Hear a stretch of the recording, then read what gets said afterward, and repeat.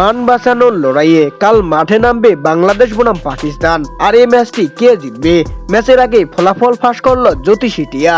এখানে চ্যাম্পিয়ন ট্রফির এর আগের ম্যাচগুলোর ভবিষ্যৎবাণী করেছিল এই জ্যোতিষী টিয়া এবং প্রত্যেকটাই হুবহু মিলে যায়। যেখানে জ্যোতিষী টিয়া জানায় পাকিস্তান ফেভারিট দল হিসেবে থাকলেও জিতবে বাংলাদেশ।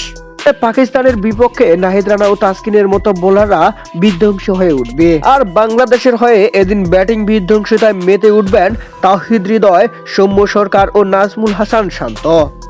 যার সুবাদে বাংলাদেশ আগে ব্যাট করতে নেমে পাকিস্তানকে একটি বড় লক্ষ্য ছুড়ে মারবে। যে লক্ষ্যে ব্যাট করতে নেমে একের পর এক ব্যাটিং বিধ্বংসিতায় পড়ে পাকিস্তান নিজেদের তৃতীয় ম্যাচটি হেরে যাবে বাংলাদেশের কাছে, আর বাংলাদেশ নিজেদের তৃতীয় ম্যাচটি জিতে যাবে পাকিস্তানের কাছে। তো দর্শক, এই জ্যোতিষী টিয়ার ভবিষ্যৎবাণী যদি সত্যি সত্যি মিলে যায় তাহলে আপনাদের কেমন লাগবে? অবশ্যই আপনাদের মনের অনুভূতি জানাবেন আমাদের ভিডিওর কমেন্ট বক্সে।